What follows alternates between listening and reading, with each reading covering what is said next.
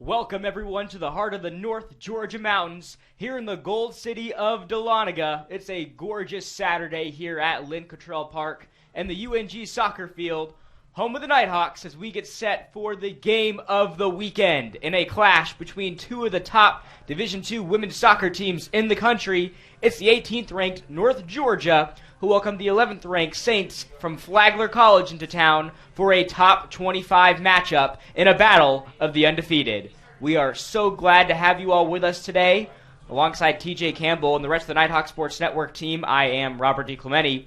Since the start of the 2023-2024 season, this has been a game that both sides have had circled on the calendar. So far this season, both teams have established themselves as two of the best teams in a very competitive Peach Belt Conference, and these impressive seasons have led to both North Georgia and Flagler climbing in the national rankings. And another elephant in the room, both of these teams so far undefeated. Flagler standing at 4-0-2, North Georgia 5-0-1. So the Saints with 2 ties on the year, the Nighthawks with 1, coming in a thriller against the 19th ranked Lee University after a last-second goal from the freshman Grace McGill. While the outcome of this one could potentially end up in a tie, since both of these teams are just so competitive, I got a feeling that putting an end to each other's undefeated streak is a top priority for both of these teams. And this is most likely not the last time that these two teams see each other, as there is a high potential for them to see each other once again in the PBC tournament when that rolls around in November. And even a matchup in the NCAA tournament is not out of the question between these two squads. We should be in for a fantastic game today. With a rivalry almost 15 years old, the plot thickens even more with our top 25 matchup on Family Day here at UNG. We will step aside for the national anthem and a short commercial break. When we return, it's North Georgia versus Flagler, Nighthawks versus Saints, coming your way on the Nighthawk Sports Network.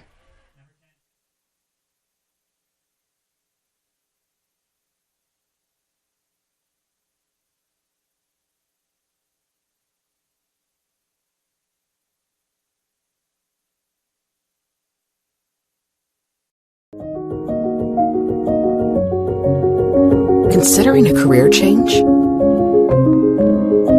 Ready to lead in healthcare?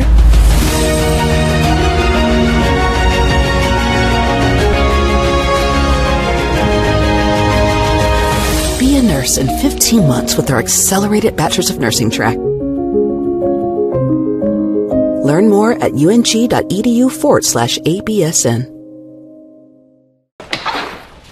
I'm here!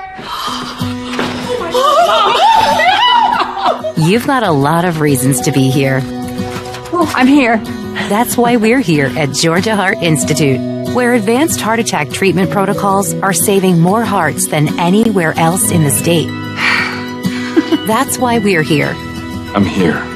So you'll always be there. The future of heart care, we're leading Georgia there. Georgia Heart Institute.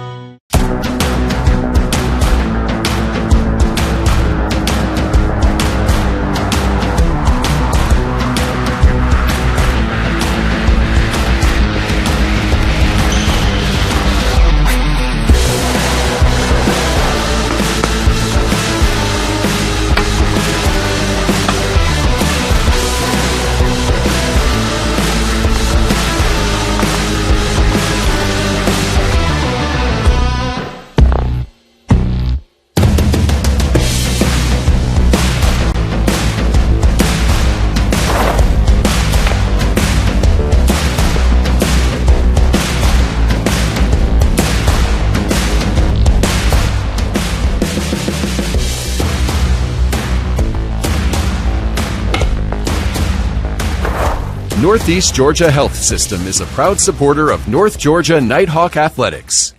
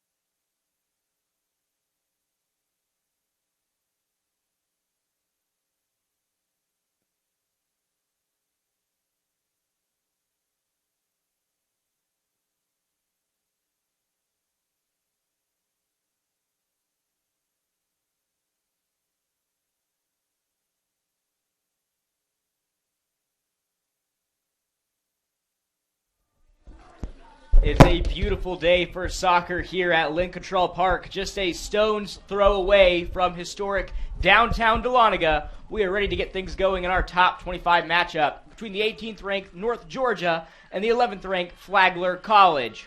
Here's who's etched into the starting lineup today for head coach Kaylee Ralton and the Nighthawks. On the field, it's Alex Clark, Adelaide Wheeler, Elise Baresi, Nikki Gomez, Katie Durkay, Maysoon El Shami, Bailey Vessel, Darby Olive, Kat Watry, and Michael Fruits. And holding it down in goal for the Nighthawks is, of course, Sierra Fowler. She's started every game this season, has only allowed 1 goal, 5 shutouts on the year. So she's going to anchor down the fort in goal for North Georgia in their biggest game of the regular season.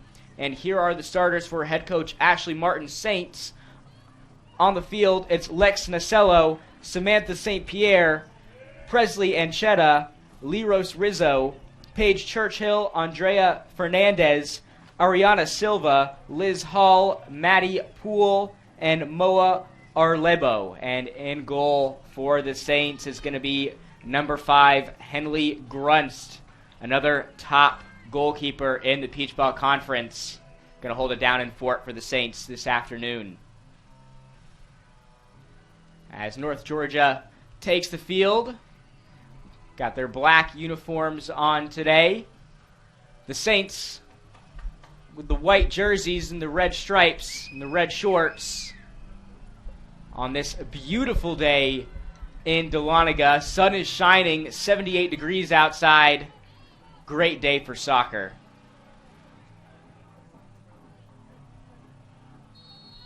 And we are off and rolling here in the first period between North Georgia and Flagler.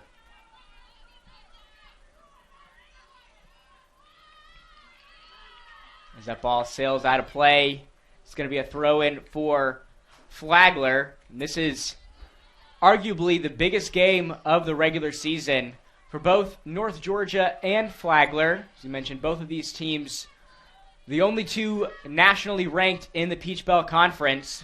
Both teams undefeated so far. And TJ, by the time the season's over, this could be a game that North Georgia or Flagler can look back on as one of the moments that their teams really took off. Yeah, absolutely. This could be a catalyst for the future. A lot of talent on both sides, like you mentioned before. Neither team has taken a loss. I think there's 2 ties and 9 wins combined between them, and they've played tough schedules. This isn't a record that's come from playing a lesser schedule. These 2 teams have played good schedules. They've gotten good results, and it is one of the battles between 2 of the top teams in the Peach Belt. Absolutely, and as we were talking before the game, only 3 goals led up between these 2 teams combined. So this could look to be a pretty low-scoring game here, and depending on who scores first in this one, they could end up being the winners of this game just for how good these defenses have been all season long. Yeah, absolutely. I think a lot of the time, in games like this, sometimes maybe the nerves will get to you. I think there's a lot of talent, and I think they're able to overcome that. But, if we get an early goal here because of, maybe some nerves, maybe someone wasn't in the right position, I think that could be, a determining factor on who gets the win today. As that ball rolls out of play for a North Georgia throw-in. Head coach for the Saints, Ashley Martin, is in his 10th season as the head coach of the women's soccer team. And he's built up quite a resume, a 109, 37, and 19 overall record, NCAA Division II Final Four appearance for him, Southeast Regional title, 4 consecutive PBC tournament titles, and 2 regular season titles back in 2019 and 2020. Yeah, Robert, both these programs are, top tier in this league. It wouldn't be an NCAA Southeast Regional without one of these 2 teams in it. And I think there's a high chance, a probability that we could see this game another time, whether that be in the Peach Belt Conference Championship Tournament or if it's in the NCAA Regional. But, yeah, both these teams have a lot of upward momentum, and it's going to be interesting to see what unfolds here. Absolutely. Both of these teams with expectations to go far in not just the Peach Belt Conference Tournament, but as you mentioned, the NCAA Tournament as well, as Nikki Gomez sends one into the box that's deflected. And this is going to be a corner opportunity here for the Nighthawks. Yeah, big-time corner here. Like we said, sometimes early in a game before you can get settled in, the nerves may get at you. But I think with a corner here, this is a pretty dangerous situation, and we could see a goal here. So the Nighthawks get set to take the corner. Fruits sends it into the box. Ball still alive. El Shami tried to make a play. Ball still up in the air. And that's cleared by Flagler, but a great opportunity for North Georgia.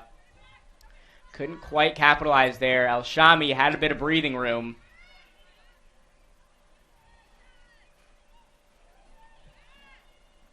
As that deflects off a Flagler defender. Going to be a throw-in for North Georgia. Kat Watry to throw it in over there in the shade.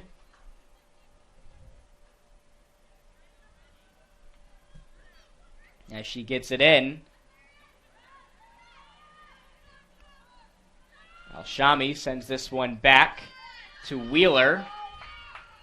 Nighthawks are pushed back to midfield. Vessel sends it to Fruits.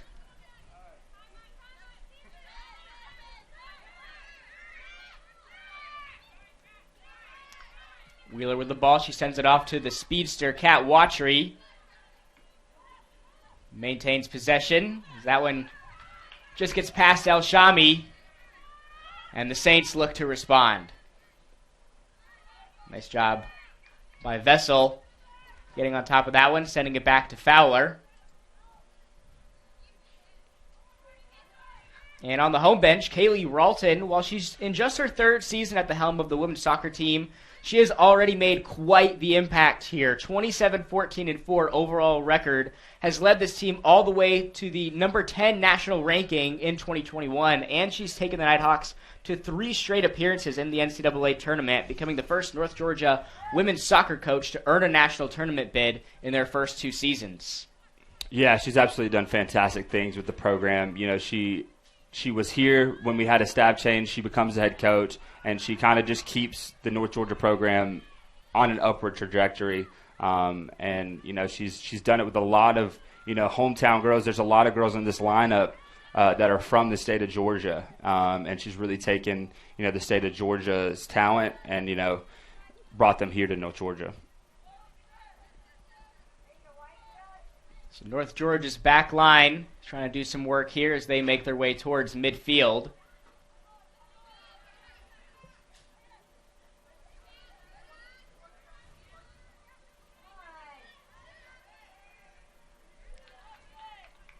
Saints now with possession.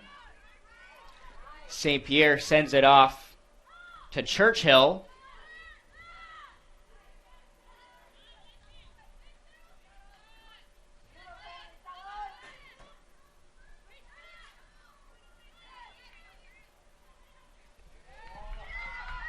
Saints threatening to score here as they make their way into the box. Nice job by Fruits clearing that one out of there. And this is going to end in a throw-in for the Saints. Yeah, early on we've seen both back lines tested. We mentioned before, 2 of the best in Division II. Only giving up 3 goals in between both squads. So we saw them tested. We saw they dealt with it. And both teams looked pretty solid back there to start off. Here comes North Georgia on the attack. Olive's pass was deflected. So this is going back to Grunst.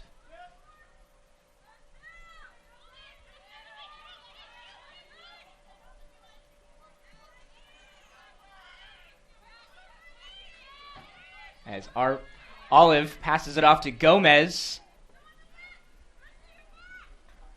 Nice recovery there from the Saints. Sends the ball out of play. So North Georgia with another good opportunity here. Try to put one in the box. Possibly give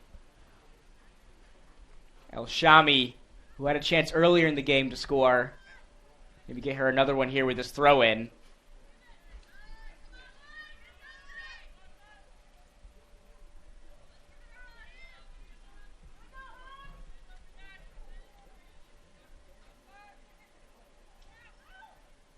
as that's cleared by Flagler. We have a great crowd here today at Lynn Cottrell Park for this ranked matchup.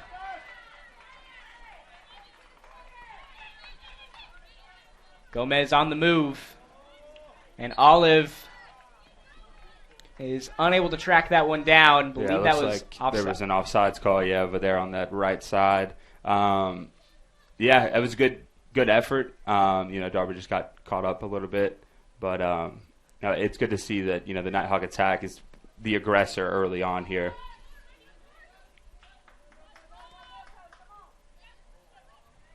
North Georgia this season has outscored their opponents 17-1, only letting up 1 goal, 17 goals this year, and this is definitely a team that, as we mentioned, thrives on their strong defense, but also their attack game as well is one of the best, not just in the Peach Belt Conference, but as we've seen in the country as well. Whistle and a foul there as I believe Kat Watry was tripped up. Watry sends it into the box. And that header there from Katie Durkay is off, so it's going to be a goal kick here for Grunst. Yeah, like you were saying earlier, the defenses are good, but, the offenses are nothing to mess around with. I think that the North Georgia attack has really come into its own recently. I think, the last 2 games, putting up 7 goals, giving up none. I think, that's a good sign for as the season develops, that the fact that you have a solidified defense back there and that you're finding goals and you're finding opportunities and scoring chances. I think that's a really good sign. Absolutely. There's not just one area that opponents North Georgia has faced this year can focus all their attention on, because as you mentioned, their defense solid, but their offense also nothing to scoff at. 17 goals over just 6 games this year is pretty incredible. And I really think another thing, they can't focus on, offense or defense, but they also can't focus on a specific player. I think that there's been a lot of contributions just from all around this team and this lineup. Multiple different goal scorers almost every game. So there's not really one person you can key on in the offense that you have to focus on. You kind of have to focus on all of them. And that's absolutely right, as Gomez sends this one back to Wheeler. And what's interesting is when you go on the Peach Belt Conference website, women's soccer and their overall statistics is this one is still alive in the box. And that's going to end in a corner for North Georgia. Another good scoring opportunity here for the Nighthawks. Kat Watry is going to take this corner, their second of the game.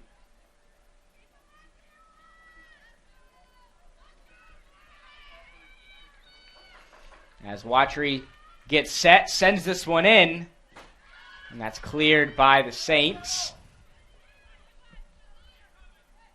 Goes back to Wheeler.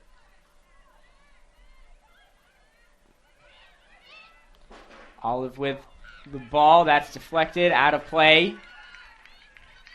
Actually, don't think that was deflected.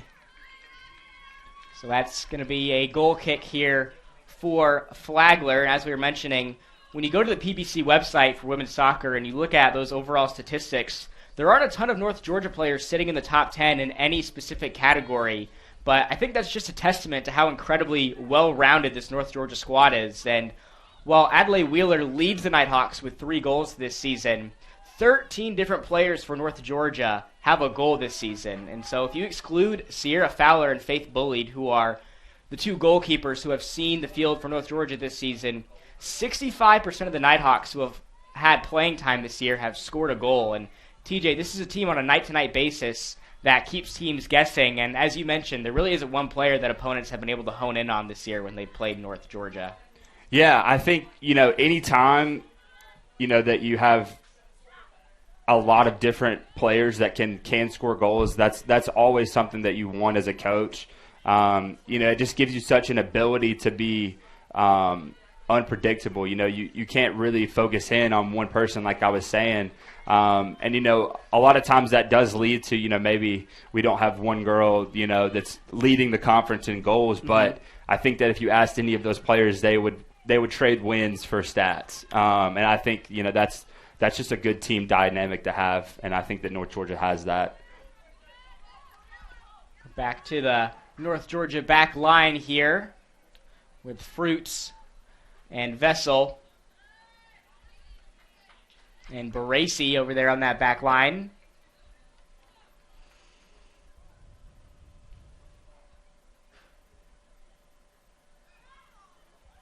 Absolutely, this is a very unselfish North Georgia squad, as you mentioned, willing to sacrifice those stats for wins, and that's clearly evident here with their 5-0-1 record so far this season, as that's sent back to Wheeler.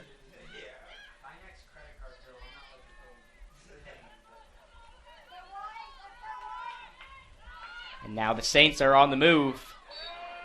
A whistle and a foul here. I believe that's going to be on Wheeler. So it's going to be a free kick here at midfield for the Saints. Yeah, it's a highly competitive game. It looked like the referee there was just trying to prevent, things from, escalating. But, I mean, good on him for, trying to get control before it gets out of control, so to speak. So the free kick from midfield is sent into the box. A whistle, and I believe that's going to be offsides on Flagler. Yeah, definitely offside. Great ball into the box. Just that back line for North Georgia was just ahead of the forward. So now North Georgia's back line is going to see what they can do as this one goes off to Olive. That's taken over by Hall.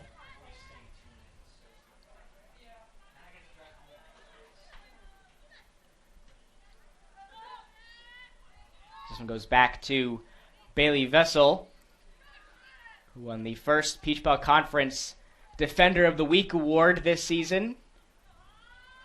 A couple weeks ago, she was also named the Chick-fil-A Nighthawk of the Week in that same week for her performance, keeping her opponent scoreless here for North Georgia. Right idea there by Oshami, just maybe hit it a little bit too far. I believe that's Kat Watry out there. I can't see the number, but great ball, great run, just a little bit of a miss hit on that pass.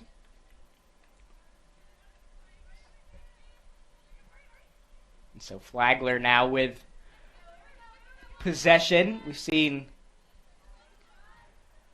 somewhat of an even distribution here of offensive attack from both of these squads. Speaking of attack, here comes Nikki Gomez in the box. She's going to cross it in, and that's deflected off of, I believe that was Hall. And here comes the third corner of the first half for North Georgia. Yeah, great job by Nikki Gomez, being in the right position, finding that ball and taking it down there into the box. Great play by Flagler by preventing that ball from crossing. And then North Georgia will set up for their third corner, which is pretty impressive. Fruits sends it in. Ball still alive in the box. Wheeler with the shot.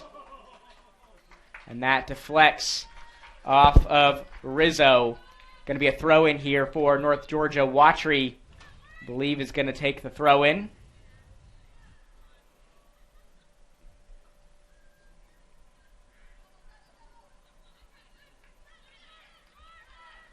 Here come the Saints on the move.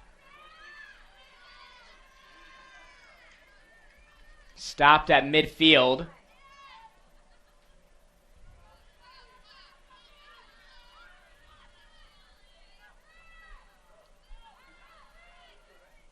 Ball stays in the air.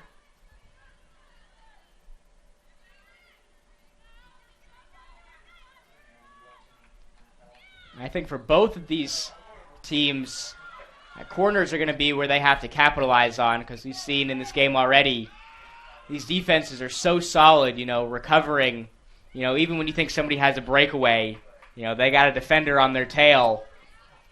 So Yeah. I think that these corners are really going to be crucial for both of these And teams. we've seen it a lot today. North Georgia's doing a great job of keeping it on that side of the field, but Flagler is also responding to that by keeping them out of the middle. They're kind of forcing them to the edges of the field, and we've seen multiple corners and a lot of throw-ins over there on those two sides. So A whistle.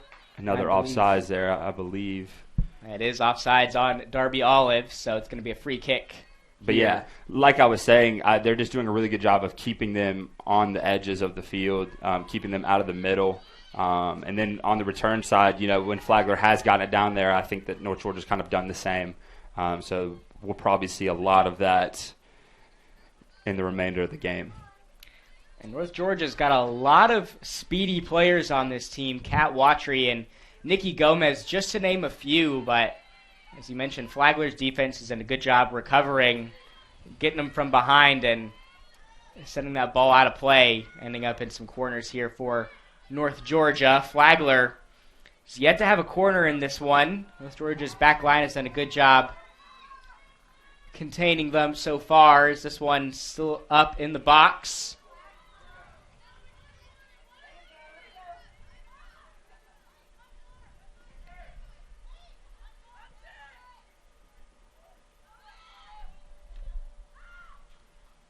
As this one's going to be sent out of play by Bailey Vessel. Yeah, it feels like in this one early on in the game, it feels like, this is kind of a size versus, speed kind of conversation, kind of game here. It feels like North Georgia has the speed advantage, but Flagler has a lot of size on their team, and that always makes a free kick or a corner dangerous. Absolutely. With these taller players, they could be some of the first to the ball there when it's up in the air on some of these corners or crosses into the box, as we will have a stoppage of play here. I believe they're stopping for an injury. A lot of offsides calls so far already, Robert. I believe there's been 4, just 21 minutes into the game. So, I think that a lot of that is both offenses are trying to push a little bit farther because they know that the defenses are so good on the other side, and then they get caught off sides. But I think that's probably what's happening out there is the offenses and the attack are just trying to push a little bit more than they probably would normally. Absolutely. Both of these teams looking for any window of opportunity that they can get to score. Both of these defenses super strong, and North Georgia's had the right idea, a couple passes into Darby Olive, just off there, getting the offsides call. But I think in this game, they're going to keep looking for Darby Olive in this one. Already a couple, good-looking opportunities for her, but she's been just offsides. And so eventually I think they're going to be able to get one of these to go here and have a good shot on goal. That's really the name of the game, just find the one that makes it home. Just find the one that gets you a goal. And I think both sides are really pushing to create as many opportunities. That way, you got to think one of them's got to go in, Ryan Properties, a commercial real estate brokerage firm that specializes in commercial real estate along the Georgia 400 corridor, is a proud partner of North Georgia Athletics. This ball is sent back to Bailey Vessel.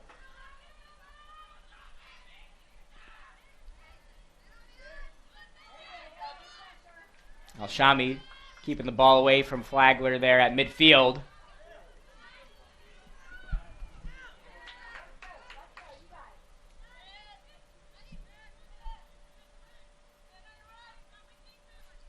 As Rizzo passed that one off. Rizzo has got to be one of the tallest players on the field here for both North Georgia and Flagler. Going to be one of those players that, as you mentioned, definitely has a height advantage here. Probably looking to get some crosses or some corners into the box for her. Alshami sends it off to Olive. And Gomez sends it into the box. Ball still alive as Watry takes the shot. That one's soaring over the goal. Watry had some room to operate, a little too strong on that one.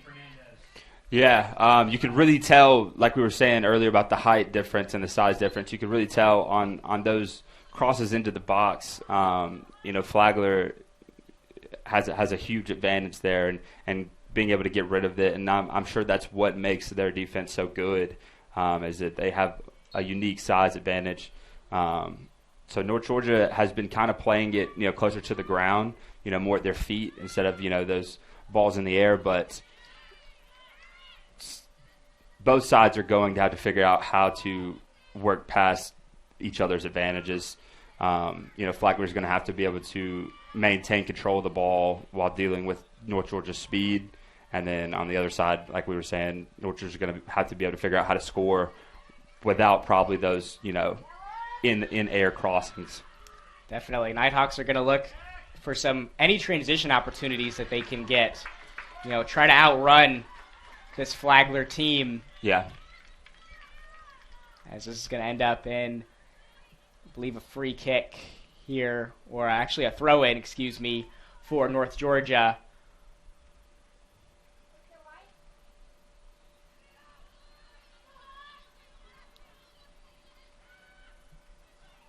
Olive with the ball, sends it off to Wheeler, who takes the shot, and that's going right into the hands of Grunst. Another good opportunity there for North Georgia, as Wheeler had the space there, but unfortunately goes right into the hands of Grunst.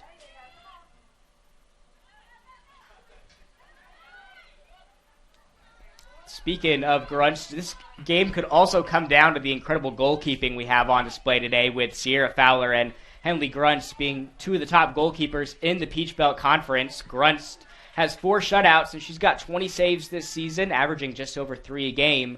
Meanwhile, Sierra Fowler also has 20 saves this year, 5 shutouts, and has only allowed 1 goal this season. She's been dominant for the Nighthawks, working tremendously with her back line, and is one of the main reasons North Georgia has been outscoring their opponents this year. Ball is still alive in the box, and good job by North Georgia's back line there to take care of that. Yeah, you really saw, the speed come alive there in the recovery, trying to end that counterattack. North Georgia was able to get back and kind of deal with the pressure. And that's been a common theme this year, being able to recover and being able to react a little bit quicker than their opponents has been kind of one of their key things. Here comes a throw-in for the Saints. And that cross into the box goes behind the net, and so Fowler will have a goal kick here. As you mentioned earlier, TJ, lots of throw-ins here for both North Georgia and Flagler, being close to the goal. Haven't seen a lot of action going on at midfield. So both of these teams with some good opportunities, throw-ins close to the goal, corners over there. So it'll be interesting to see who's able to come out on top first. Yeah, and that's by design on the defense. They want to keep it out of the middle. It's a lot easier to take a shot straight on than it is from the side or maybe at an awkward angle. So that's kind of been, I believe, both teams' strategy coming in. As that ball goes over the head of Watry, it's going to end up in a throw-in here for the Saints. Over there in the shade.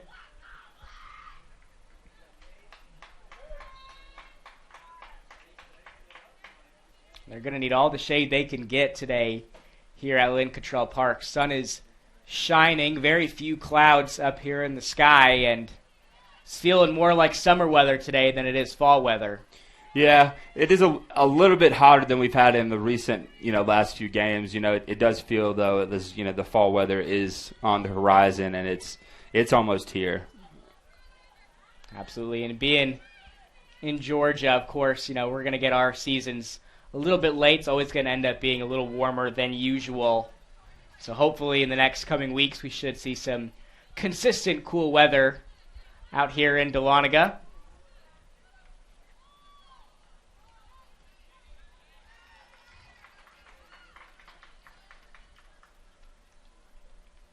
Going to be another throw-in here, this time for North Georgia in front of the Saints bench.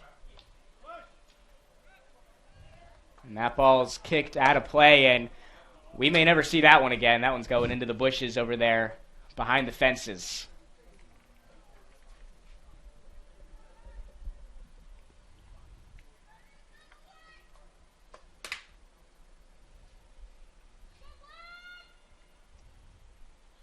Throw in for North Georgia. That's cleared out to midfield.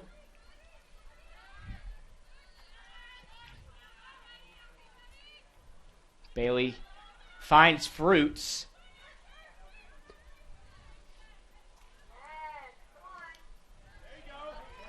And Gomez over there on the sideline has room to work. And the cross in is headed out of there by the Saints defense. Yeah, the second time we've seen Nicky Gomez kind of take it down that left side and then into the box for a cross. So, you know, we may see a lot of that in the future. That feels like it's opening up more and more for her as the game goes on. Absolutely. We should definitely expect to see Gomez heavily involved here with the attack game in this one. As Flagler makes a substitution, with Jessica Leach stepping onto the field.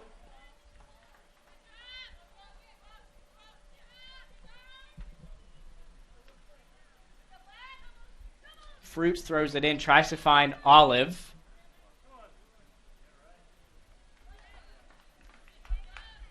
Gonna end up in another Nighthawks throw in. Fruits over there to throw it in.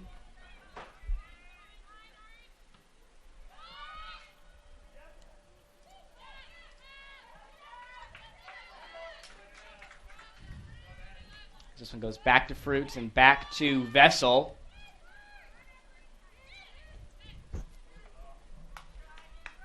That one's rolling out of play. Saints throw in, and you know, these throw-ins may present some challenges for North Georgia, as we mentioned. Flagler with the height advantage in this one. Right. So any throw-ins that are up in the air, Saints, just because how tall their players are, you know, have the advantage, you know, getting to the ball first when it's up in the air.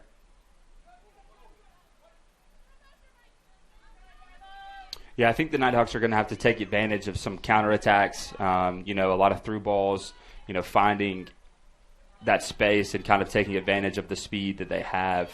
I think if a goal were to come, I think that's probably how it would come, just based on, you know, both teams' advantages that they have. That one's going to roll out of play. Another throw in this time for the Saints. A whistle and a foul here. This is going to end up in a free kick for the Saints in a bit of dangerous territory here. Yeah, a great spot for Flagler to have a free kick. You know, they can throw it in that box or put it in that box and, you know, hope their size can get ahead on it. And the free kick is sent in. Ball is still alive. Nice job by North Georgia's defense clearing that one. Yeah, great reaction to get it out. Always dangerous to have a ball just bouncing around in the box. So, you know, it's very, very important for the North Georgia back line to be able to get there and get it out. So Saints throw in as that ball gets away from Flagler. May have been a bit of a miscommunication there. Ends up in a goal kick for Sierra Fowler.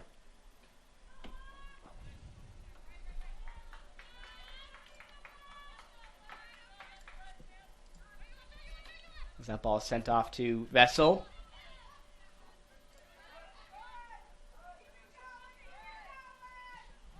Saints still applying the pressure here.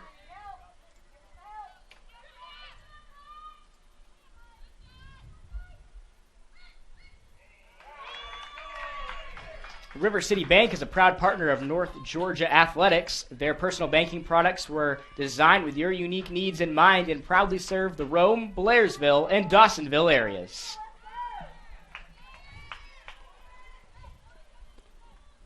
So Flagler is going to have a corner opportunity here, their second of the game.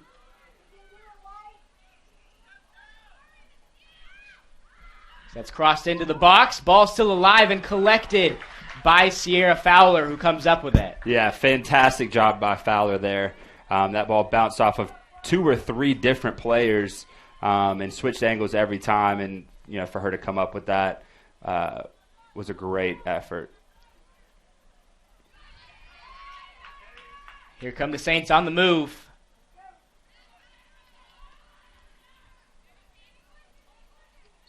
Just under 13 minutes left here in this first half as a whistle and a foul is going to be called, giving the Saints a free kick here with another good opportunity, close to the box. Yeah, these set pieces right here are probably going to be the key to the game for both sides. Just being able to figure out how to create the best opportunity and get the best shot off that they can. Dangerous spot here for Flagler. Basically a corner, but a little bit better, honestly. Fernandez crosses it in. Ball stays on the ground. And a good job by North Georgia's defense swallowing up that one, and it's going to end up in a goal kick yet again for Sierra Fowler. Yeah, I was surprised not to see that ball in the air. They went, low. They skipped it off the ground, but again, great job by the North Georgia defense being able to react and deal with that. And Andrea Fernandez was the one who took the free kick, and she's someone that North Georgia has to try to contain this afternoon. In just 6 games, she's already taken 28 shots. That's the most in the Peach Belt Conference. 16 of those shots on goal, and she has 5 goals as a result of that, which is second in the Peach Belt Conference. Yeah, she's been one of the best players in the league for a few years now. She's someone that they feel like they can always count on. And she always kind of finds herself in a position to take a shot and to create a scoring chance. So it looks like North Georgia is going to make a substitution in a moment here as Wheeler was called for the foul. Going to give the Saints a free kick.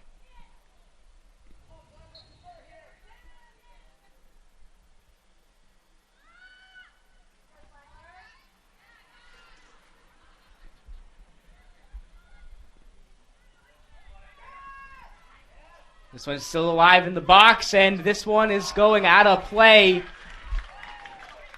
Body's on the turf, and it's going to be a corner here for Flagler. Yeah, that was a great pass by the Flagler forward. Kind of just finding an open lane, hit her in stride. Fantastic work by, I didn't quite see who the player was, but someone got a piece of that shot, I believe, and kind of saved the day there for Sierra Fowler. So the Saints have the corner, their third of the game, send it in. Ball's in the air and some room to operate, but that header is off target there for the Saints. Another goal kick for Sierra Fowler, and the Nighthawks can take a bit of a breath here. Yeah, it feels like there's been kind of a momentum shift a little bit from the beginning to now. At the beginning, it felt like North Georgia had the ball on the attacking side for the majority of the beginning of the first half. But here lately, Flagler has been able to create a lot of good chances, whether it be through free kicks or just great passes like they had on that last one. The Nighthawks are making a substitution here as Olivia Sullins now steps on for North Georgia. Katie Durkay will step off. The ball's booted down the right side.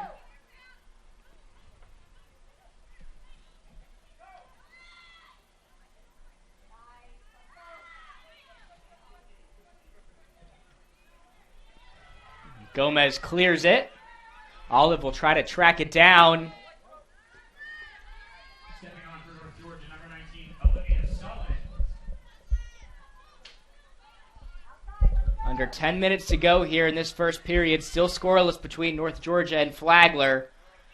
And that through ball there by the Saints. Nobody home. Goes right to the feet of Sierra Fowler. Yeah, kind of the same ball that they had on that chance just a minute ago. Same pass, but the run was not there for the pass. But they are getting it in the middle more now. So North Georgia's going to have to adjust and go back to keeping them on the edges.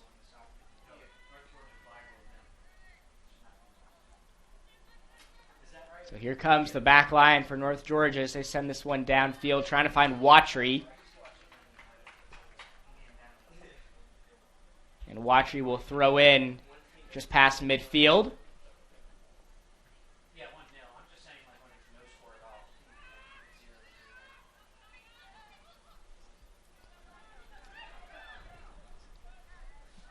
Fruit's now trying to find Gomez. He's got room to operate here. Tries crossing in the box. That's deflected off of Hall.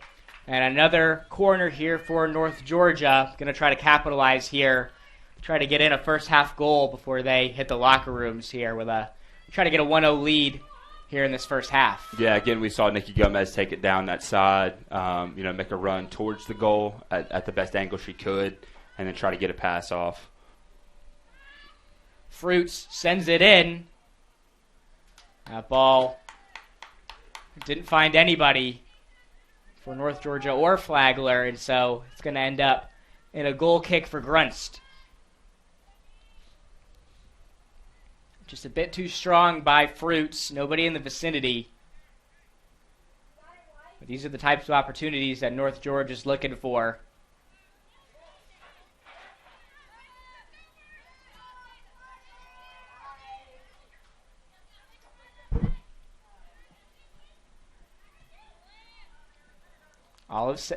This one goes to Olive.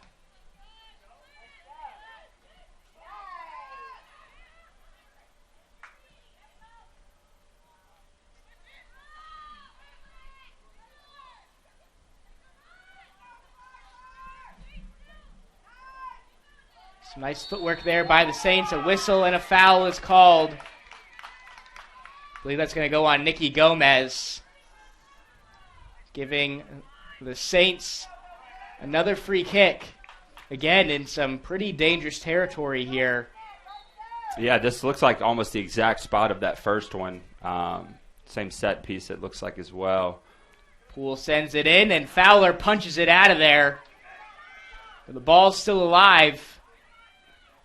And that's wrapped up by Sierra Fowler. Great hustle plays there from Fowler. Initially gets the first punch in there to clear the ball out, but it stayed alive and she stayed in the play, ultimately comes up with it. Yeah, great job just to finish the play for Fowler. Punching it out, that was only the beginning. Gets back into goal, gets herself a good angle to, prepare for a shot, and then is ready to respond when it deflects off of a couple defenders. 5 minutes left here in the first period. Another whistle and a foul, and the clock will stop. I believe the foul's going to be called on Darby Olive, and it is, and she's going to receive a yellow card for that play. And the contact looked unintentional. She got a bit wrapped up there with Hall. They both hit the turf, and Olive's going to be hit with the yellow here. Hall looks to be okay, and Olive went over to her, made sure that she was all right. Definitely looked unintentional, but it's going to stop the clock here and give the Saints another free kick. Yeah, it could have been incidental contact, but, the fall was hard, so, the ref felt that there should be a card to come out from that. Olive now on the move.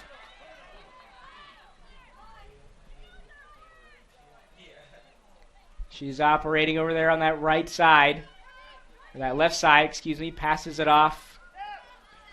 Tries to find Gomez. That was a solid job by the Saints there, kind of reacting. They kind of forced Olive into that corner. They had 3 defenders surrounding her. She didn't really have a pass out of that corner. So that was a great job by Flagler.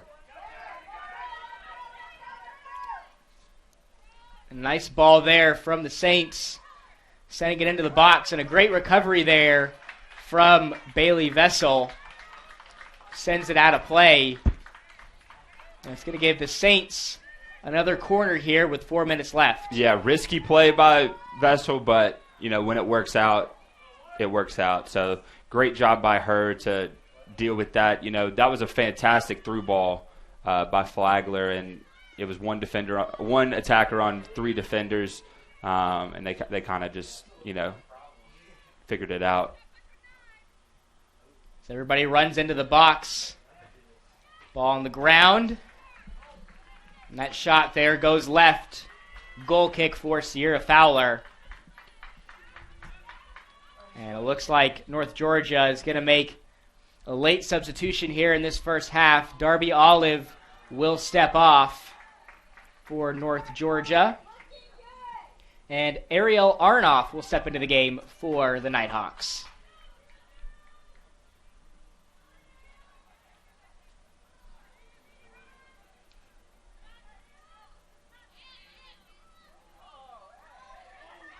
As Arnoff hit the turf, no call, they play on. Ball stays in the air. Arnoff leaves it for El Shami.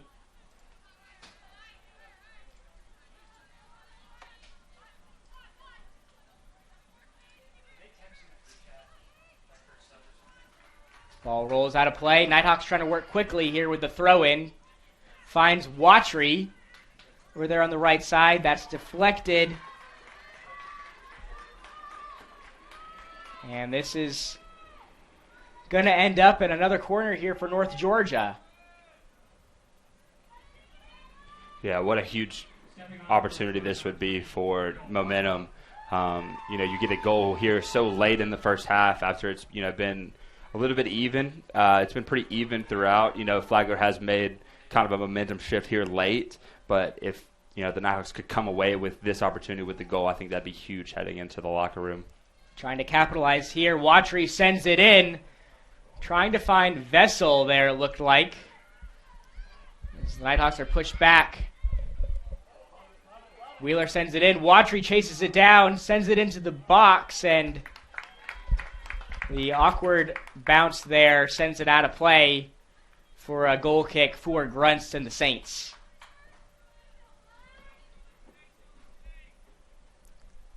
As we approach a minute and a half remaining in this first period, we'll see if North Georgia or Flagler is able to squeak one in before the halftime buzzer.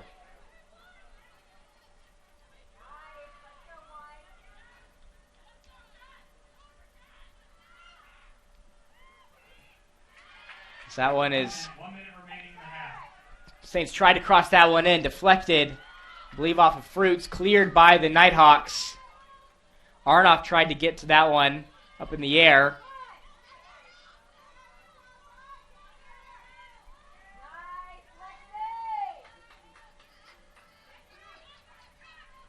Now Flagler takes over. The through ball there is collected by Sierra Fowler. As she motions her team back, she's just going to try to boot this one downfield as far as possible, give the Nighthawks one final shot here in the first half to put one in the back of the net. Yeah, the Nighthawks are definitely trying to make this the final possession, trying to win that ball and hopefully keep it until we head into the break. 10, 9, 8, Flagler takes over. 6, 5, A whistle, and 3. Saints were out of play, and that's going to end the first half. And as the halftime horn sounds, the score stands at 0-0 between North Georgia and Flagler in this top 25 matchup. We've got some first half stats, some breakdowns coming your way. We'll step aside for a halftime commercial break. You're watching North Georgia Soccer on the Nighthawk Sports Network. I'm here. You've got a lot of reasons to be here. That's why we're here at Georgia Heart Institute, where advanced heart attack treatments save more hearts than anywhere in Georgia. My baby girl is home. Georgia Heart Institute.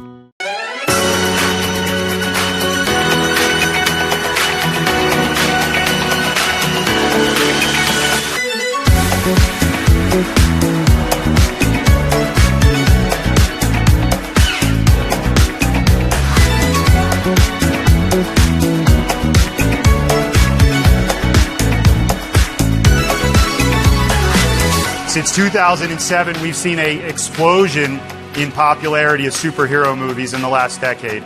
Rayner argues that superhero films offer an escape from the boredom many of us feel with our lives. We love the epic. We want epic lives. There's a tension you're going to face as you celebrate, walk out of this door, and you go to Monday and you say, what's next? And more importantly, how do I live a superhero life? John Gordon, he's a best-selling author on leadership.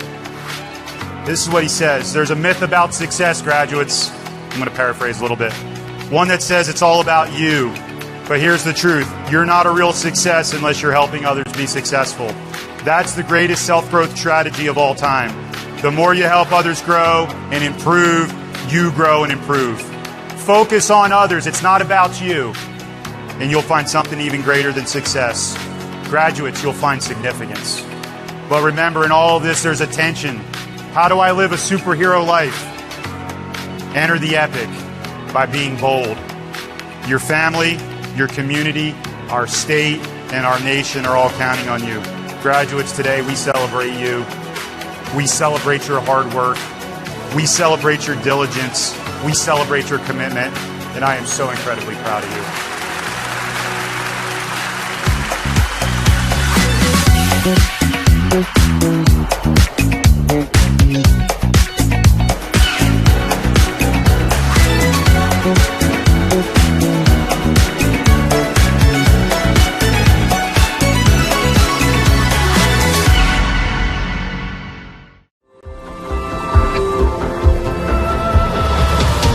You can't really get an idea of how another country runs their military till you go abroad. It was cool to see their outlook on just life in general. To be there as a global ambassador is definitely a life-changing experience. I participated in the Management College National Defense University Cadet Exchange. That is located in Taipei, Taiwan. So I participated in study abroad internship in country of Georgia. The program I participated in was the Swiss Summer Mountaineering course. The experience was extremely professional. There were people from different militaries across the world. I was training with soldiers that were once our adversaries. It's fun to notice the importance of diplomatic relations and also civil affairs through the military.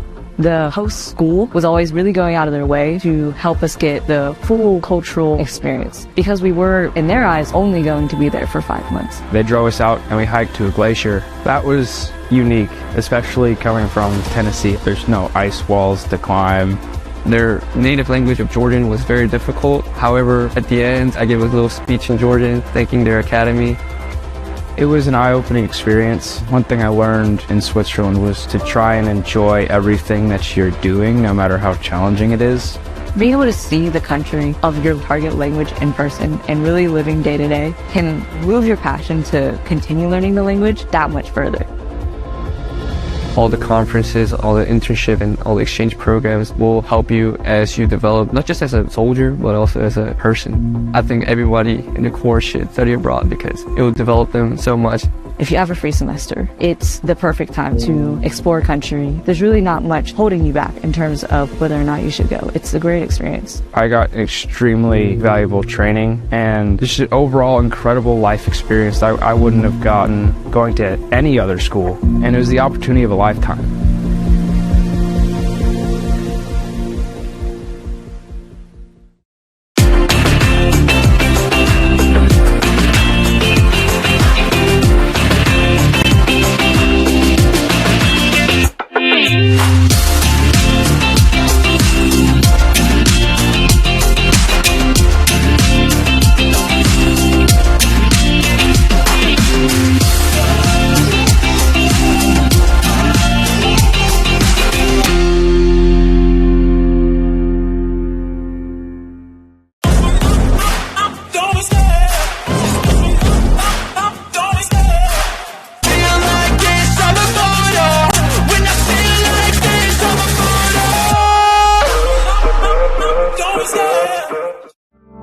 My wife's family is full of medical professionals, including lots of nurses. The more they talk to me about nursing, the more I realize there are so many different opportunities within the field of nursing. You can constantly continue growing, continue learning, which was something that really drew me to it. I was really attracted to the accelerated program at UNG for a couple of reasons. One, I heard that UNG, like everything I've heard about UNG's nursing program is incredible. I have a couple of friends who have been through it in recent years and had just spoke very highly of it. Just everything I've seen online, spoken about it, it's just a very reputable program. So UNG was already a pretty clear choice for me. And then seeing the opportunity to do an accelerated program, it was kind of a no-brainer. Honestly, I get to graduate earlier, and one of the things that appealed to me the most, actually, was that most of our clinical rotations are at Northeast Georgia Medical Center. I am really thankful for the faculty that are specifically dedicated to the ABSN program here. This faculty, they really want to see us succeed in this program and be the best nurses we can possibly be.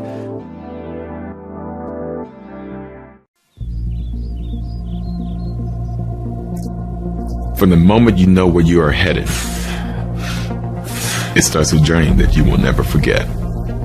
For those who seek a higher calling, to serve something bigger than themselves and take the path less traveled, UNG awaits to prepare you for your leadership pathway. Once you're here, you will be challenged and developed, physically, mentally, and emotionally. Freshman Recruit Orientation Group, or Frog Week, is the first step of the UNG journey. The commitment, the attitude, the effort, and the resilience take shape as you move forward on a pathway that most will never attempt. Y'all got 2 minutes to change into OCPs. Time now. Let's go. Move it. It is a process that teaches you about yourself and makes you better than you were yesterday. At times, it can be a struggle, but it's also an investment in yourself. Like life, it can create moments of doubt. You learn about yourself and your strengths and weaknesses. You share this journey with the men and women to your left and right, establishing lifelong bonds with the understanding that nothing worth having ever comes easy. But through adversity, you build strength, determination, and the desire to never quit.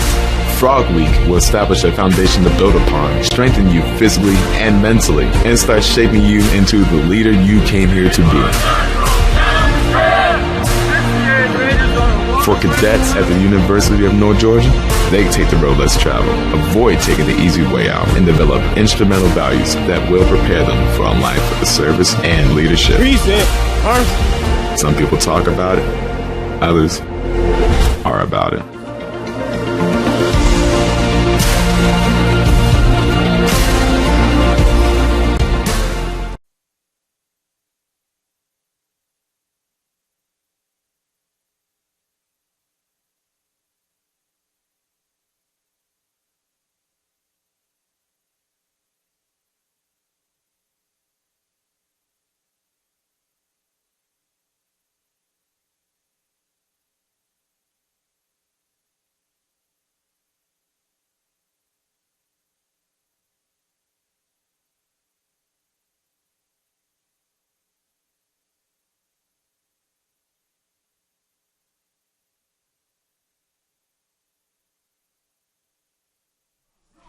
Welcome back to Dahlonega, where the score is 0-0 between North Georgia and Flagler in this top 25 matchup here in Division II women's soccer. North Georgia ranked 18th in the country, Flagler ranked 11th in the country, and scoreless in that first half. Let's take a look at some of the stats there from those first 45 minutes.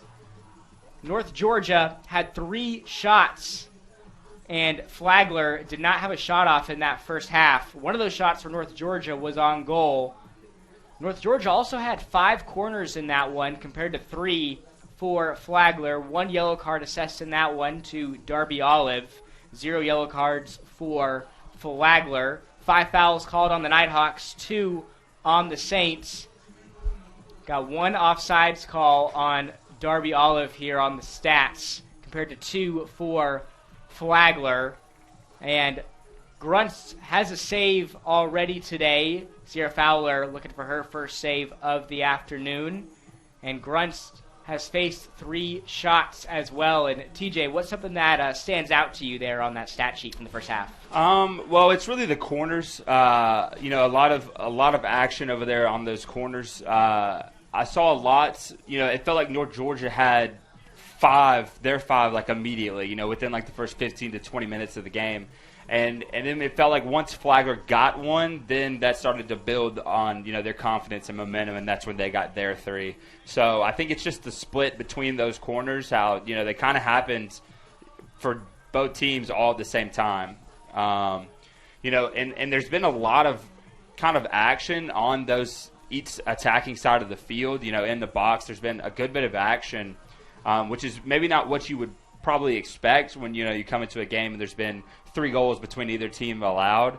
But I don't know if it's, how much action happens on the defensive side or if it's just, how they deal with it so well. I think that's a big part of it, is just the way they deal with it and not that they're preventing any type of action down there in the box. Absolutely. This looks to be a very low-scoring game, We talked in that first half and before the game, the first team is able to put one in the back of the net here in this one could very well end up being the winners of this game. And, it could end up being in a tie and end up in a tie as well, just from how competitive these two teams are. But both of these teams have been on a hot streak, and both of these teams have had this game scheduled or circled coming into this one, and I'm sure a tie for either one of these teams is not in the cards. They want to put an end to these winning streaks. Yeah, I highly doubt either one of them want to come out of here with a tie, but, some things you just can't control. It looks to be a very even matchup,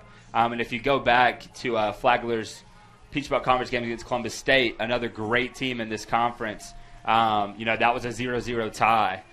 So, there's no overtime in the regular season. So we may end up seeing a 0-0 tie once again. But I think for this game, for both of these teams, is kind of a good litmus test of what you're going to look like when you roll into the NCAA tournament. Both these teams and Columbus State will probably be there. So this is a good litmus test of what do we look like when we play against another team that is as good or, is around our skill level. And I think both teams have responded well to that. That's always an added pressure when, you play these games and you're the best team. Well, when you show up and sometimes you're like, maybe I'm not the best team, it's all about how you respond to that and try to prove that narrative wrong. So I think both teams have done a great job so far, and I'm excited to see the second half. Absolutely, and both teams so far this season haven't had the easiest of schedules. Flagler has played a handful of ranked teams and have been up to the challenge, and because of that tough schedule and where they sit right now at 4-0-2, they're ranked 11th by the United Soccer Coaches Poll, 6 games on an unbeaten streak, and they've only allowed 2 goals this season. So even with their tough schedule, playing against ranked opponents, they've been up to the challenge here, still unbeaten on the year. And North Georgia as well, still unbeaten this year, ranked 18th in the United Soccer Coaches Poll as well. And their game against the 19th ranked team in the nation, Lee, as we mentioned in that first half, came down to a last-second goal by the freshman Grace McGill. And so they've shown that they're able to hold their own with some of the best teams in the nation as well. And, playing against this ranked team here in Flagler, we should be in for a fantastic finish to this afternoon's game between two of the best teams in the nation. Yeah, both these teams, they built out their non-conference schedule to prepare them for games like this. When you get into the Peach Belt Conference season, it is a grind.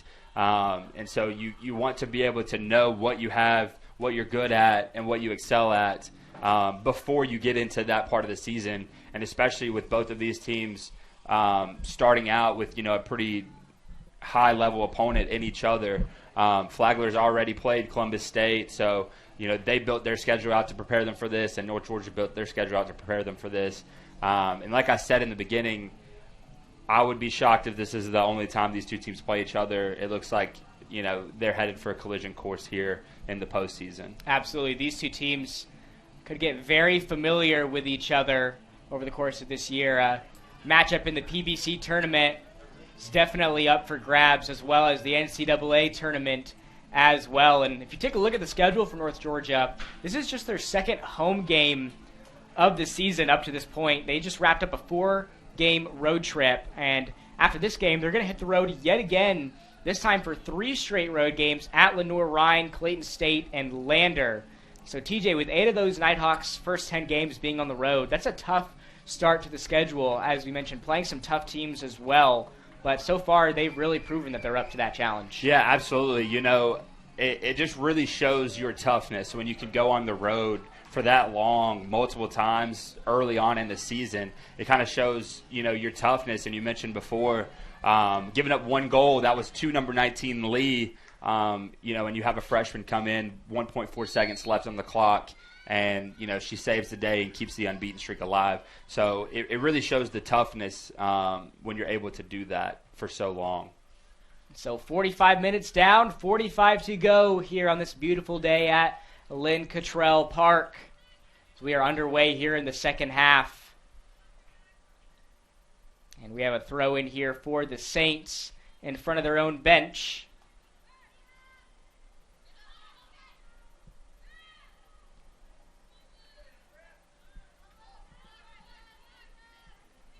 North Georgia now on this left side. Sierra Fowler now in the goal on the left side of your screen. Grunts over there on the right.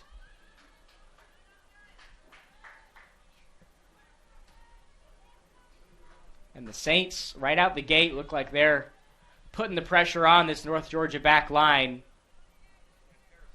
Yeah, it looks like they're playing up a little bit from maybe where they were in the first half. I think they saw a lot of good come at the end of that first half, and I think they're trying to continue that pressure and kind of maybe come away with a goal here in the second half. And speaking of that North Georgia back line, a couple days ago during North Georgia's men's soccer game, we had senior defender Bailey Vessel on the broadcast, and she was telling us how excited she was to get out there and compete against another one of the top teams in the nation. And as we mentioned in that first half, Bailey's already been awarded a PBC Women's Soccer Defender of the Week award. So if the Nighthawks back line is able to contain the attack from the Saints, you know, she's going to have her fingerprints all over it. Yeah, and another thing that this back line does so well, you know, we've talked about the size advantage that Flagler has, but, you know, the 2 tallest players in the lineup for North Georgia are on that back line. You have, you know, Michael Fruits and Bailey Vessel back there, and they do a great job of, you know, coming up and adding a little bit of offensive, you know, aggressiveness. You know, they allow us to be taller than, you know, maybe our forwards are just by their size, and they really help on set pieces. Absolutely, and that back line has been one of the main reasons why this North Georgia defense only allowing 1 goal all season. And as we mentioned in that first half, Sierra Fowler didn't have a save down on the stat sheet, but that's much in part due to the work that her back line has done, you know, keeping her job a bit easier. Yeah, no saves on the stat sheet, but, you know, the way you deal with things, you know, the way she's dealt with things has prevented her from having to make a save. You know, we saw that punch out on that corner earlier in the first half, and the way that she dealt with that and came out after that to pick up a ball that deflected off of a couple of defenders. But, yeah, I think her play is what has prevented her from having to make a save along with that back line, like you said. Absolutely, and she does a great job of keeping her head in the play at all times. And speaking of the play, Darby Olive over there on that right side gets the ball taken away. As Baracey leaves it for Watry. The Nighthawks are pushed back a bit here to their back line. Vessel sends it off to Fruits.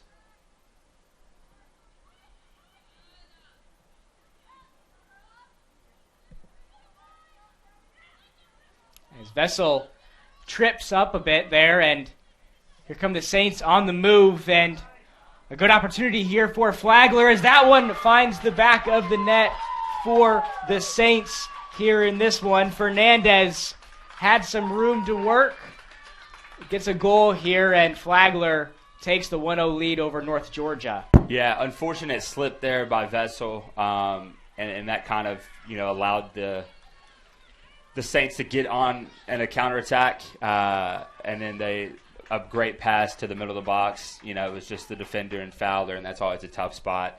But the Saints really took advantage there of, you know, just a slip up, and that's the thing about these games, especially in this sport, is, you know, just one mistake could be a killer. But I think we've seen this before, against Lee, go down 1-0, find a way to figure it out. So I have faith that the Nighthawks will be able to answer from this. It's just going to be tough with that back line of Flagler and the defensive capabilities that they have. Yeah, absolutely. A rare play there from Bailey Vessel as she was tripped up there. And Fernandez, who we mentioned in that first half, someone the Nighthawks have to try to keep contained in this one. She now has 6 goals on the year, and she was given some room to work. And she makes the Nighthawks pay there, getting into the back of the net. So now the Nighthawks find themselves up against a bit of a wall here as they now try to tie this one back up. Yeah, and we talked about how Flagler, they kind of believe in her to make those plays and be there in those moments.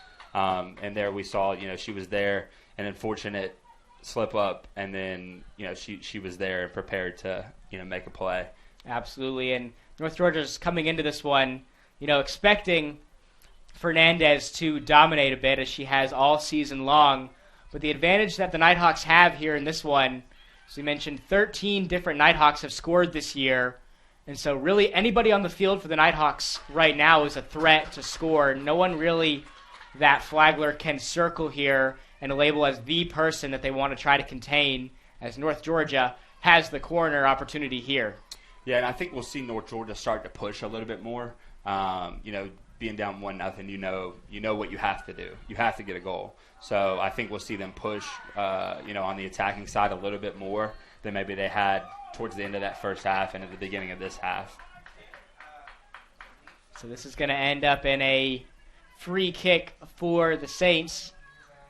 Nighthawks couldn't execute there on the corner.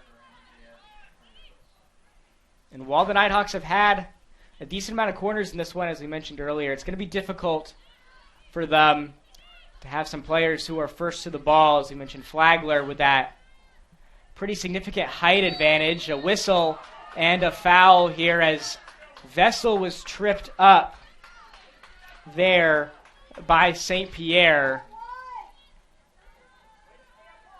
So the foul is called, and Flagler goal by number 10, Andrea Fernandez. I believe it was actually Vessel who was called on the foul there. Yeah, it looked like the Saints player kind of fell into Vessel, kind of, a reaction from that. They both hit the ground, and ref comes up with a foul call for Vessel there. Another pretty good free kick spot for Flagler. Poole sends it in. That one misses the mark. Fowler not having to do too much there. And it's going to end up in a goal kick for the Nighthawks. Yeah, it looked like they, you don't get many opportunities in the middle for either of these teams. So it looked like that free kick was set up perfectly, and they just wanted to get a shot off and see what would work.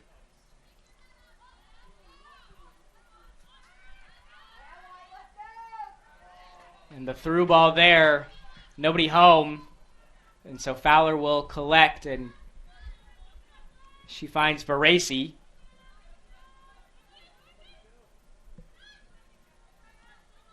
Swatry tries to send it off to El Shami. El Shami is definitely a player who, if North Georgia is going to try to get back into this game, El Shami also going to have her fingerprints all over that one, try to get her involved here in this offense. Yeah, El Shami's been a staple in the midfield for the Nighthawks for a few years now. So they'll definitely try to get her involved, and she'll try to get her teammates involved. That ball is taken away from Kat Watry. Some nice footwork there. Here come the Saints. As that shot is collected by Sierra Fowler. The shot there by number 7 for Flagler. So the Nighthawks have definitely seen quite a bit of pressure here to open up this second half.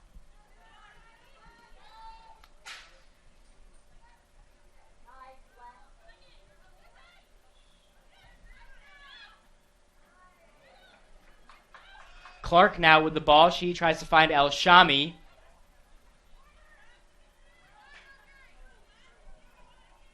Wheeler gets it to Gomez. Working over there on that left side. Gomez crosses it in, and that's sent out of play. Almost out of play. Fruits collects.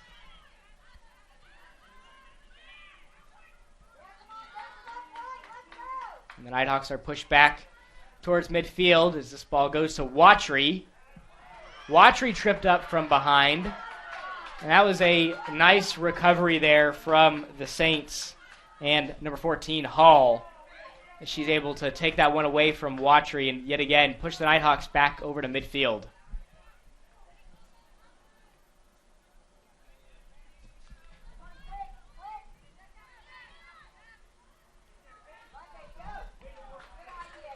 Right idea from the Saints, but that ball's rolling out of play for a Nighthawk throw-in over there at midfield.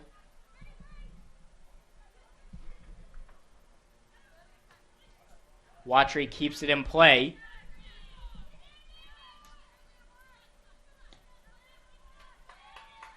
As this one's pushed back to Bailey Vessel. About 10 minutes gone here in this second half. Scores 1-0, Saints on top after a goal from Fernandez, giving Flagler the 1-0 lead over North Georgia.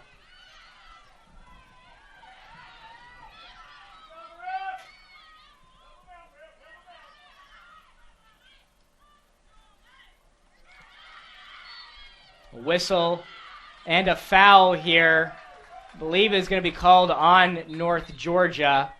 From the reaction we see from the Nighthawks bench and the coaching staff. I think it was actually on Flagler. I know Georgia's got possession of it now. Couldn't really see what happened all the way on the other side, but a little bit of contact, and it comes up with North Georgia with the ball. Must have been clear contact on Flagler there to warrant that reaction out of the Nighthawks. So they did get the free kick. It's going to end up in a goal kick for Grunst. And the Nighthawks are coming off a dominant 4-0 win on the road against Georgia Southwestern last Saturday. Goals from Alex Clark, Adelaide Wheeler, Michael Fruits, and Darby Olive proved to be too much for the Hurricanes to handle. And like we said earlier, the goal distribution on this team is really just something to admire. In one game, 4 different Nighthawks found the back of the net. Really makes it difficult for teams to game plan around this North Georgia attack.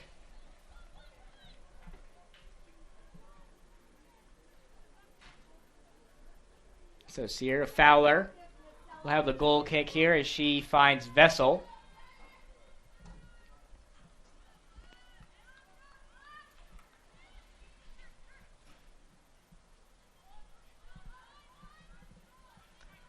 Michael Fruits trying to work over there at midfield. Goes over to Gomez. And the Saints putting the pressure on over there at midfield, trying to contain the Nighthawks, and it's going to be a throw-in. Fruits over there tosses it in.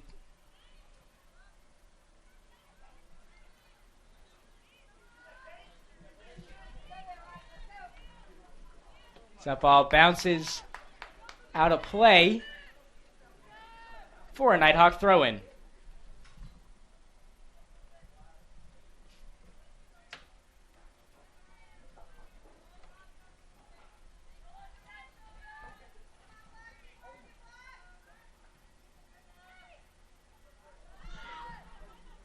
And Vessel with possession. She's just going to try and find Fruits here.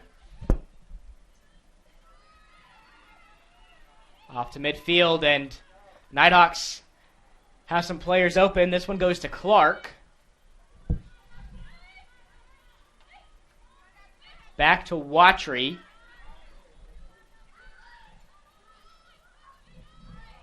As Wheeler finds El Shami. She'll try to do work over there on the right side. Deflected off a Saint. That's going to end up in a throw-in here for North Georgia. El Shami tosses it in. Goes back to El Shami. She'll try to cross it in, and she does. Ball still alive. Good job by the Saints to clear that one out of there.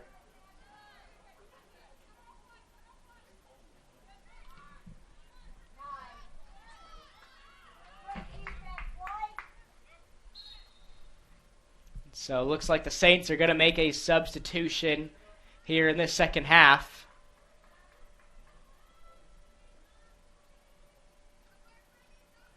I believe that is number 27, Michaela Lambert, stepping on for the Saints.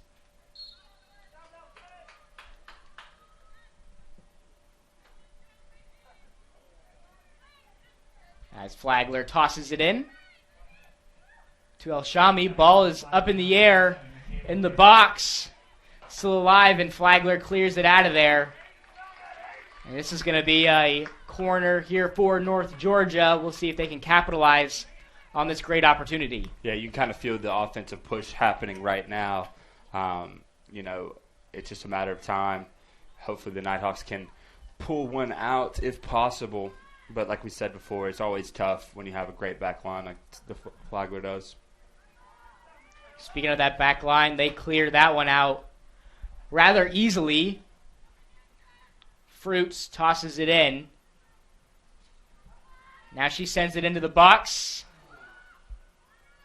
Again, Saints back line all over that one.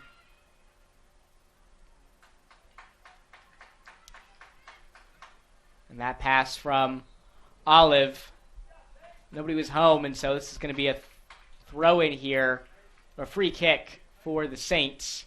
Another substitution here for the Saints as well.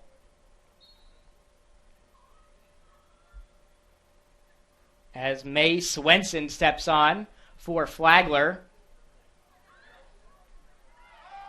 Clark pressured there, gets the ball taken away. And Clark takes it away. Nice recovery there from Alex Clark. With that Saints back line wrapping it up. Yeah, you saw North Georgia, that was a deep throw-in down there right beside the corner flag. And so you saw them try to pin them in there and try to get the ball, and they did, and create another opportunity for them. Nighthawks trying to work quickly there with their free kick. Got a whistle here. As the referee gets them in their spot. Bracy to take the free kick. And El Shami pressured from behind.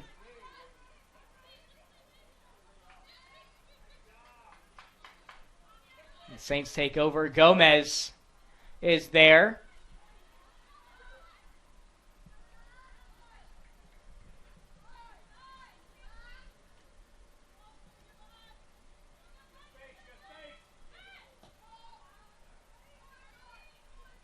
That ball goes right to the Saints. Trying to do some damage over at midfield. And Fruits will track this one down.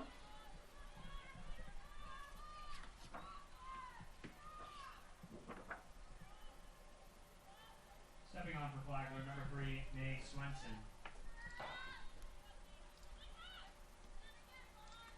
As this one's off to Kat Watry. We'll try to do some damage at midfield.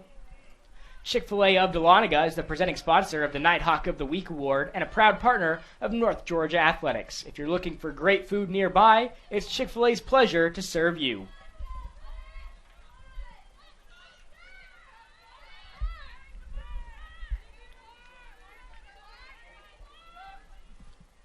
As Watry is tripped up and fouled.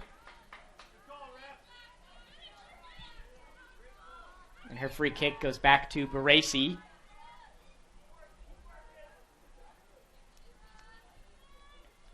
Saints are coming off a 3-0 win against USC Aiken, where they outshot the Pacers in that one 24-2. So this is definitely a team that likes to be aggressive here, and the shots have been pretty even between North Georgia and Flagler. The Saints just been able to find the back of the net, and this ball here is alive in the box, and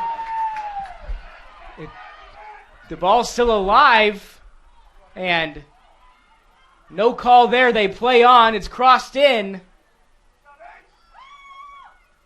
Nighthawks still working over there just outside the box. Gomez tries to cross one in. Goes to Olive, who is tripped up. And a wild sequence there. ends up with Flagler taking over. Yeah, I believe the crowd thought it was potentially a penalty kick opportunity there with the goalkeeper coming out and there being some contact. Ref disagreed, and they played on. But, yeah, very wild sequence. But it seems like the Nighthawks are continuing to push, as hard as they can offensively without giving up a second goal. Speaking of the push, here they come. Darby Olive out there crosses it in, but that one soars over the goal. I believe that was deflected off of a Saint. Going to end up in a corner here for North Georgia. And the Nighthawks are going to make a couple of substitutions here before the corner.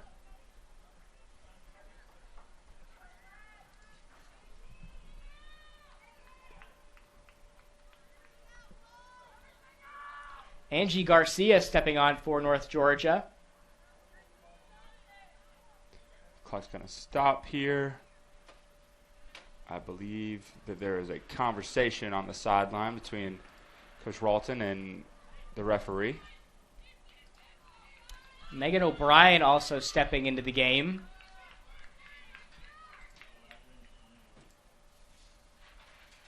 So the clock stops with 25:10 left on the clock here in this game. Stepping on for North Georgia, number 11, Megan O'Brien.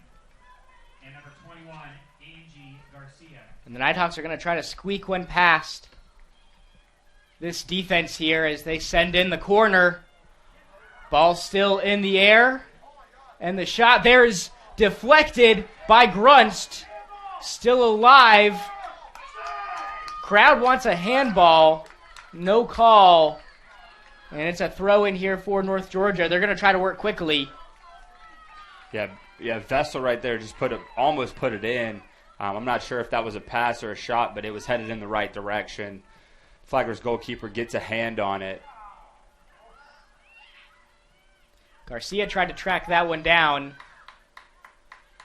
So lots of action going on in the box for the Saints, and ultimately ends up with their defense prevailing. So this is going to be a throw-in for Flagler.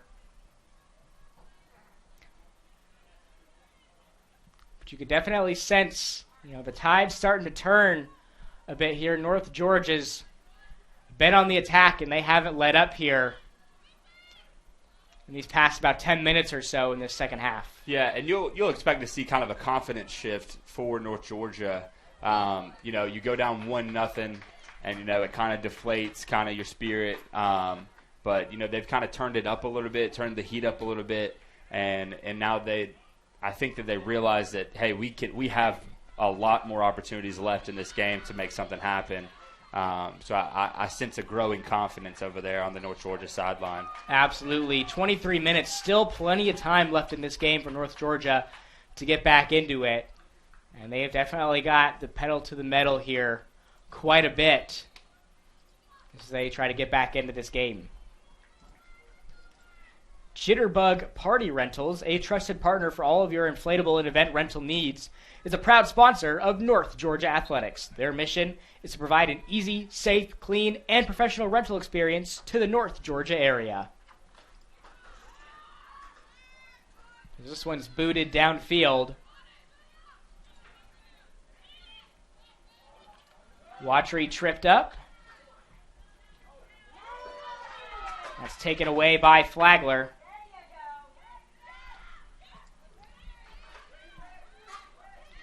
Poole tripped up, whistle, and a foul there on North Georgia. El-Shami trying to plead her case.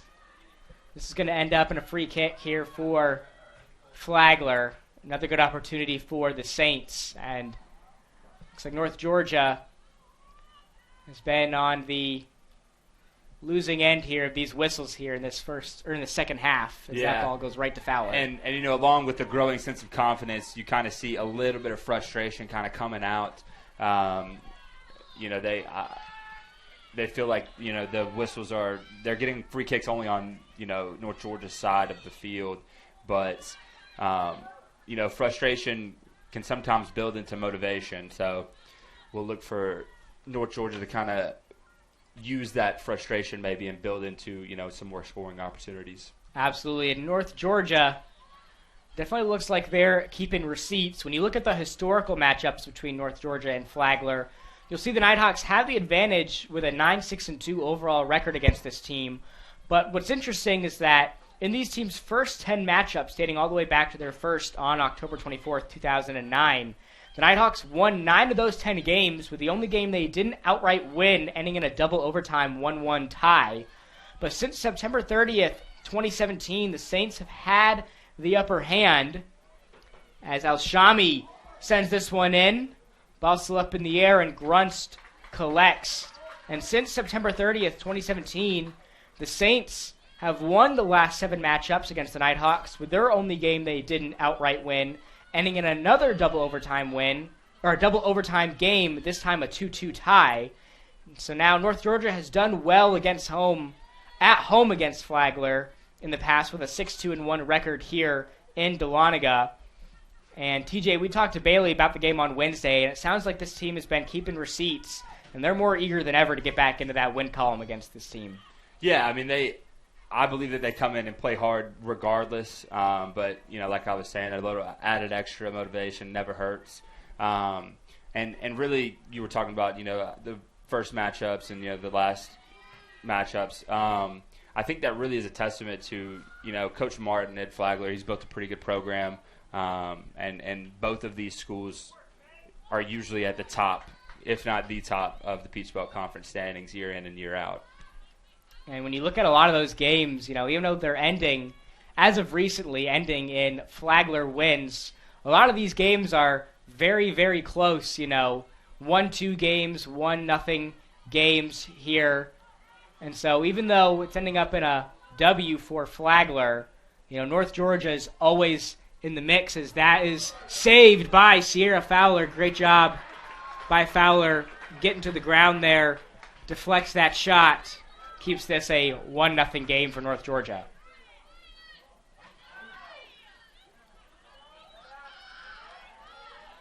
As Watry keeps possession for the Nighthawks. And here comes North Georgia on the attack, and a great through ball there from Garcia. Right idea, trying to find Wheeler, just a bit too strong on that one, and Grunst collects. Yeah, great idea, great run. The pass was just a little bit out of reach, but it was a great run and the right idea making that pass. And these are the types of opportunities that North Georgia has to capitalize on, these transition opportunities, getting past this back line for the Saints. And they've got the speed to do it. They had a couple opportunities there in that first half. They were called for offsides. And so any transition opportunities they can get, they're going to take them.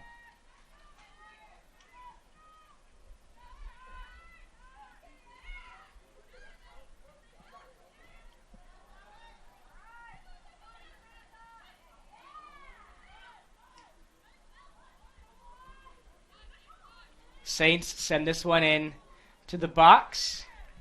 Shots off to the right.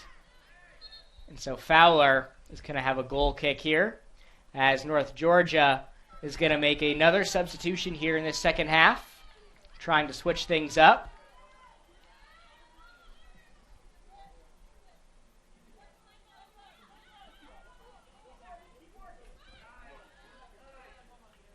And that's Ariel Arnoff stepping into the game for North Georgia.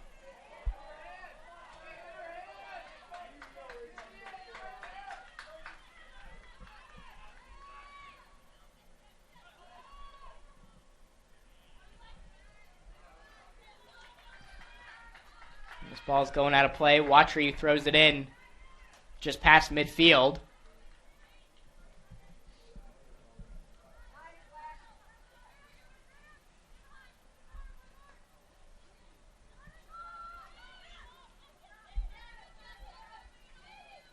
This one's chased down by Watry. Goes back to Fowler.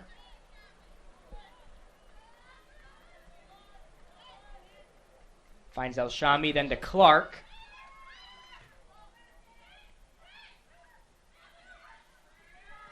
And here come the Nighthawks. Arnoff sends it in. And that's deflected. Ball still alive over there in the box for the tie. That one's deflected. And what a recovery there from Grunst. Initially makes the first deflection, stays in the play, and makes the second there. And this is going to end up in a corner here for North Georgia, but a great effort there from Grunst. Yeah, you see how just really evenly matched these two teams are. You know, great plays on both sides just to even get the ball there and to get it out, and without a goal being scored. So there's a lot of talent on the field, and they're showing it today. El Shami tracks this one down, sends it off to Watry, and Watry tripped up from behind. His double team there, a little extracurriculars going on there. Watry not happy with the contact. And I think that's been the call that North Georgia has, you know, that's kind of where the frustration's coming from. They've been looking for that call all day. They get it there, and I believe we're going to have a clock stoppage as the trainers come up. But, you know, that's the kind of call they were looking for. You know, they want to get a free kick in that dangerous of a spot. It was close to being inside the box, but it's just outside of it. But it should be an interesting set-piece decision here for the Nighthawks. So, Maysoon El Shami is going to take the free kick.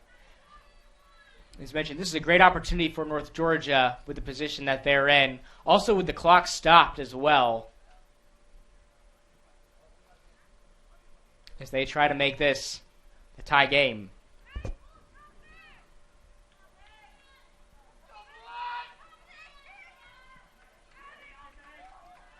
As the Saints try to set up their defense here.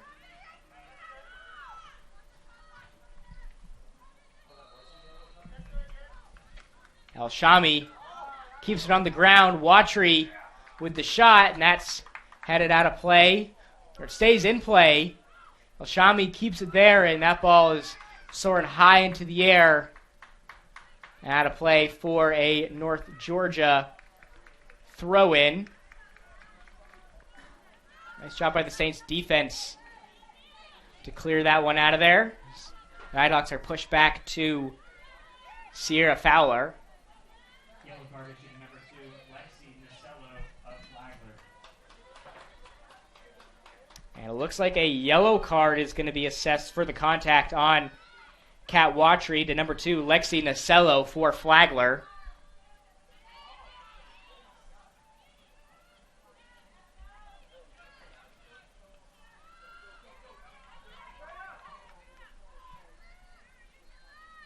As this ball is pushed back to Fowler, she sends it downfield right in front of the Saints bench.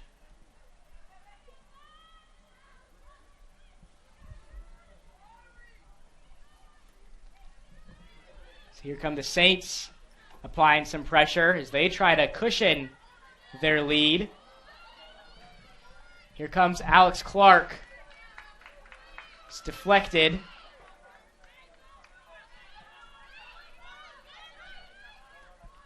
Watry will throw in.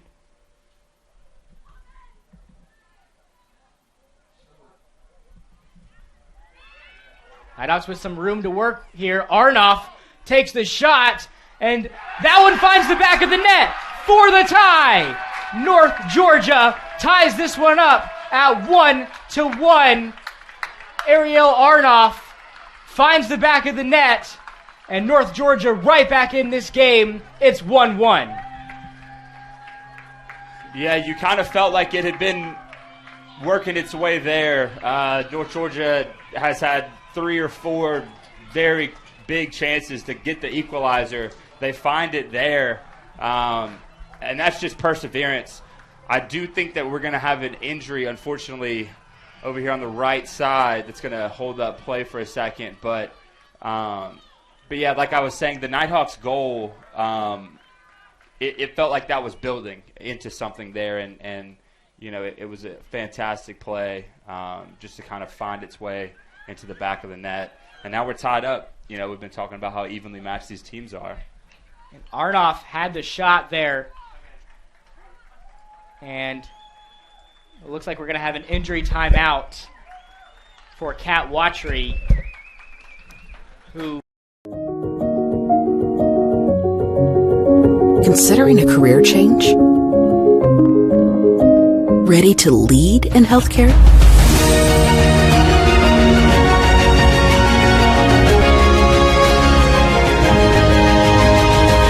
Be a nurse in 15 months with our accelerated Bachelor's of Nursing track. Learn more at ung.edu/ABSN.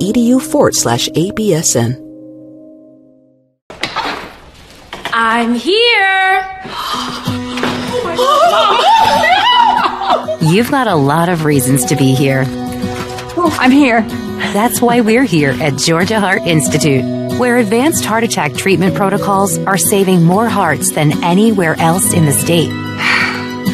That's why we're here. I'm here. So you'll always be there. Back with you here in Dahlonega. Kat Watry able to make her way off the field. Glad to see that she is okay. North Georgia ties this one up 1-1 against Flagler here in this top 25 matchup. And TJ, we've got ourselves a ball game here at Lynn Cottrell. Yeah, it'll be interesting to see how both teams really respond from that. You have Flagler's goal that kind of deflates North Georgia, but then North Georgia comes right back and answers it themselves, along with kind of a brief injury timeout there, all in within 10 minutes of each other. So it's I'm interested to see how both teams respond to the different scenarios that just occurred.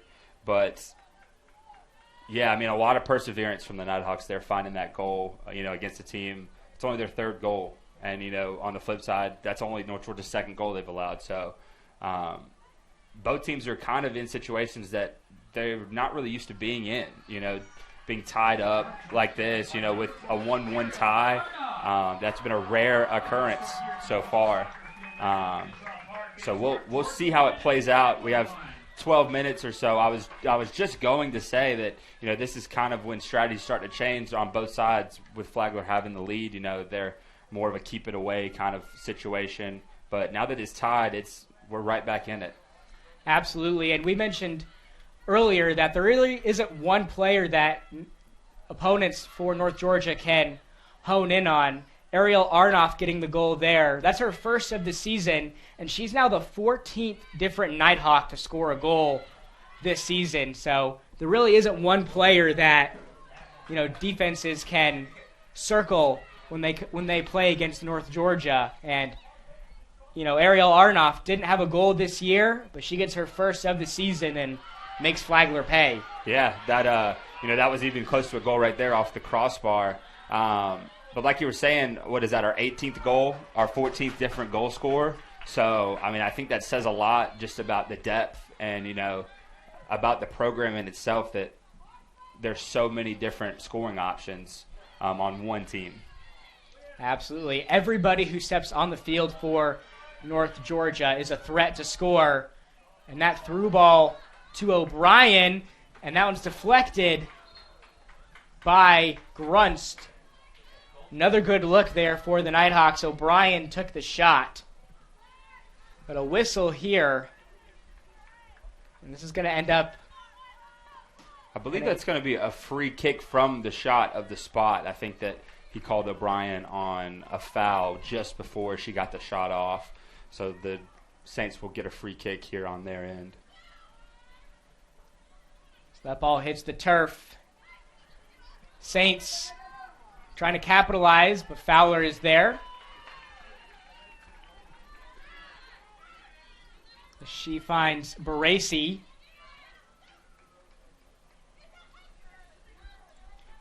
And it's great to see Kat Watry's back in the game for North Georgia. Went down with that injury right after that Arnoff goal. So great to see that she's back up on her feet, and she's going to try to finish this one out here for North Georgia. Yeah, definitely a sigh of relief on the North Georgia sideline. Watry is a key player on this team, and was last year and is this year. So it's great to see her up and moving and playing. I'm sure that's a big sigh of relief to Kaylee and her staff. Absolutely. She's been a staple in Coach Ralton's lineup for past few seasons.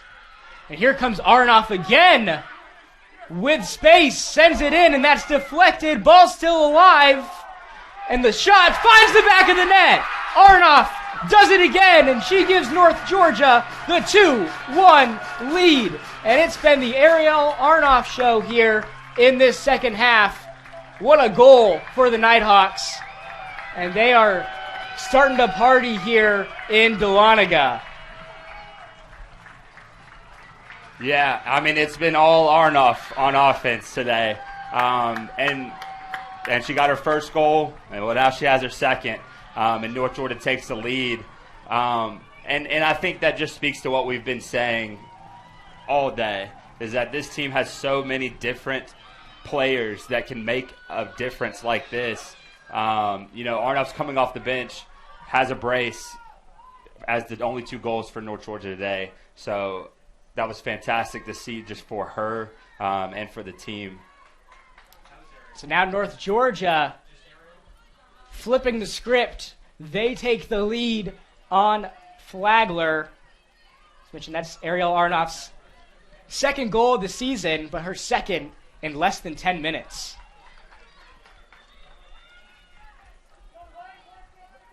And Ariel Arnoff, coming into this game, has only played a total of 30 minutes this season, but as you mentioned, coming off the bench, making such a huge impact in this one. And if North Georgia is able to hold on here in this game, she'll be coming away with the MVP of this one, no doubt about it. Absolutely.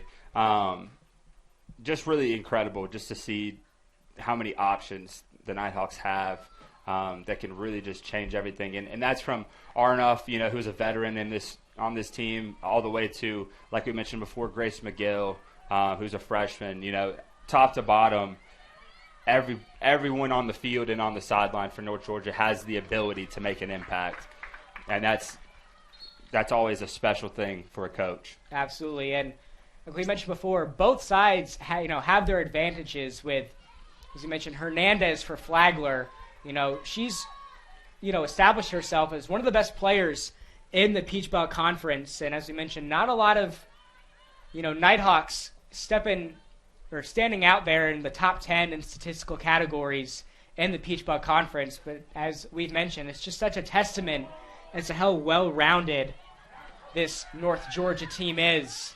Arnoff coming into this game, no goals on the season, and she's got 2, probably the biggest goals for North Georgia all regular season long here, making a huge impact in this one. And I wouldn't be surprised, by the time the regular season's up, if North Georgia's leading goal scorer, has single-digit goals on the year. But when you look at everybody else's goals, it's just such a tight race between the goal distribution. Yeah, and really you can, with all of these different players that they have, you kind of feel a momentum shift a lot more now because, it's an unexpected thing. You don't expect someone that's coming off the bench to have your 2 goals, but, Arnoff has gotten us to where we're at this game, and you can kind of feel, right after they went down 1-0, it was a little bit deflating.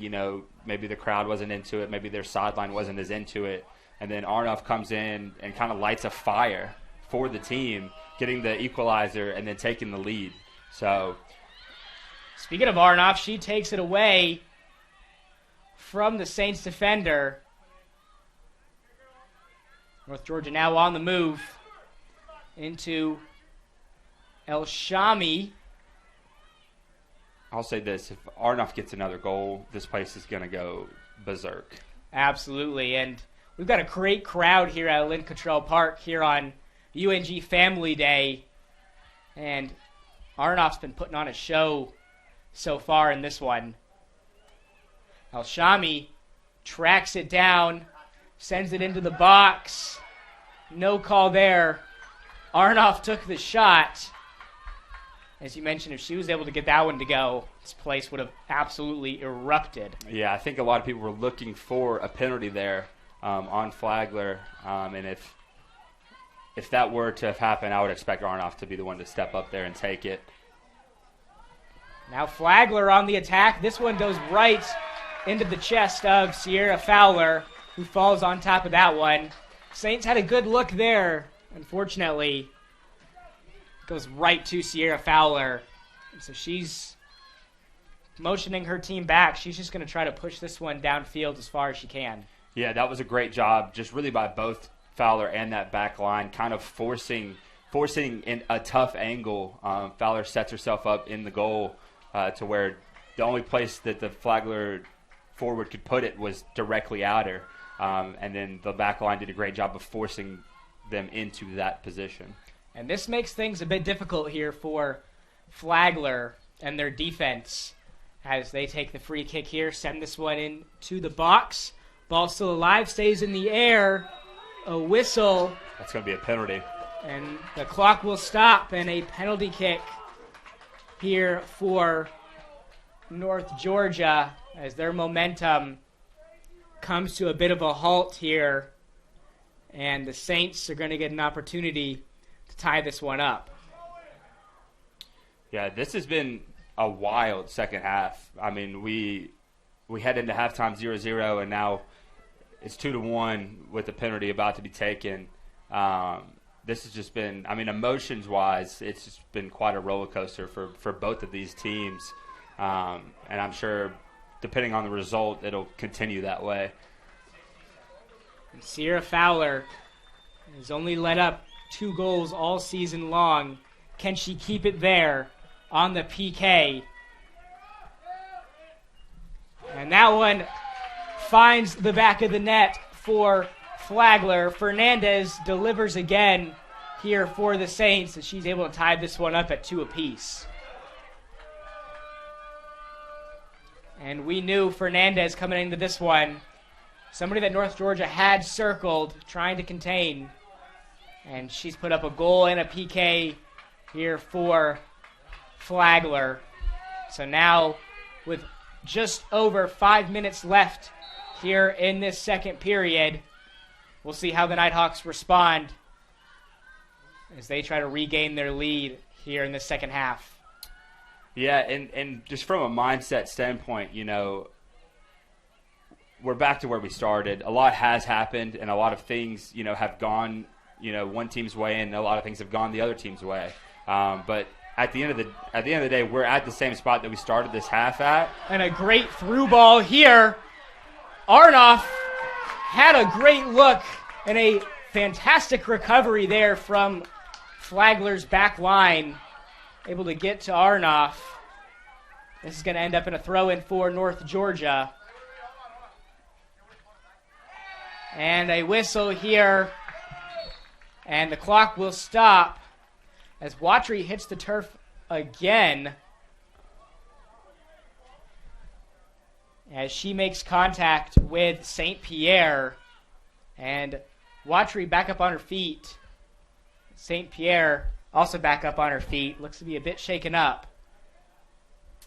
Yeah, the intensity in this game has rapidly increased from the first half. It's kind of like a boxing match almost. You know, early rounds, 2 fighters trying to feel each other out, trying to grab a sense of what the other side's going to do. And now that I think that both teams know what the other team's going to do, or has a good idea of it, the difference is pretty noticeable.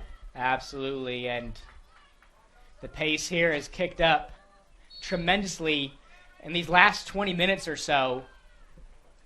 As El Shami sends it in, and that one just misses that top left corner.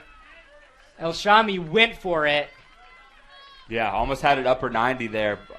Very close. I mean, just barely missed hitting the crossbar, and that was a good effort there. I think that maybe that decision was because of the height advantage that we talked about. You know, we're trying to score. We're trying to put one in the net, and I think that was their best shot at it.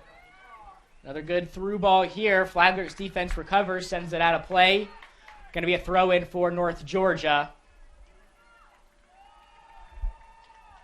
They try to work quickly here.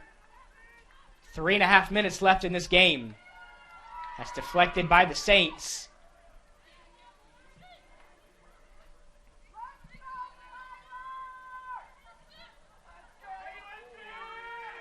So great ball movement there by Flagler. North Georgia tries to take over. And a whistle and a foul. I believe that's going to be called on Wheeler.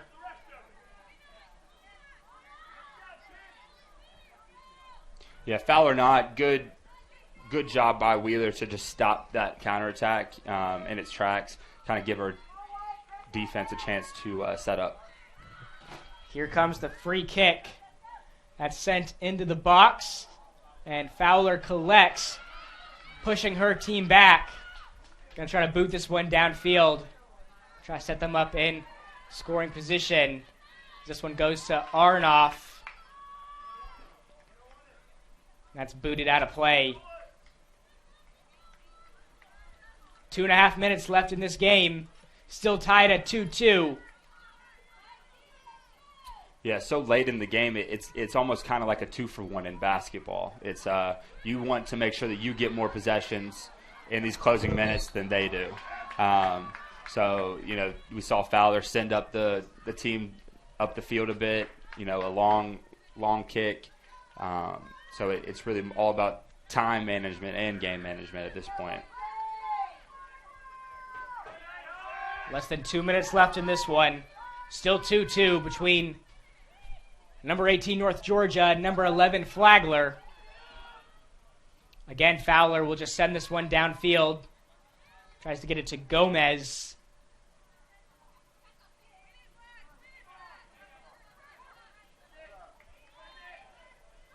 Wheeler now with possession. She's trying to motion her team downfield.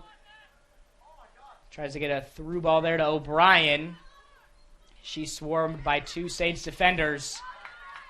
Speaking of the Saints, here they come. They are on the move. As that ball is sent out of play. And the Saints are going to make a late substitution here in this one. Now with 1 minute remaining in this game. And it's pedal to the metal for North Georgia and Flagler.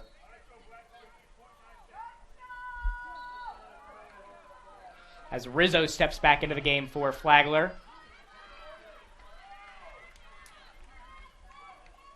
North Georgia throws it in. It's out of play in front of Flagler's bench. 30 seconds left.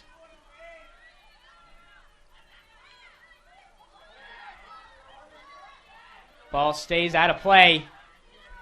Another throw in for North Georgia, this time just past midfield. 20 seconds left. Nighthawks are on the move. Good position here, and that's collected by Grunst. No call. Grunst motions her team back, sends this one downfield.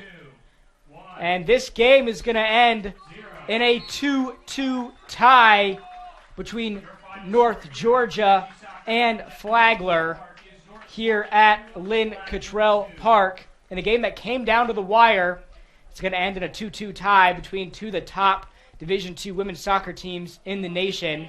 And North Georgia and Flagler's undefeated streaks live to see another day. TJ, any final thoughts on this one? Yeah, coming in, obviously both teams want to win, want to take an advantage in the regular season, but these teams were just so evenly matched throughout that it just kind of felt like neither team could really find an edge.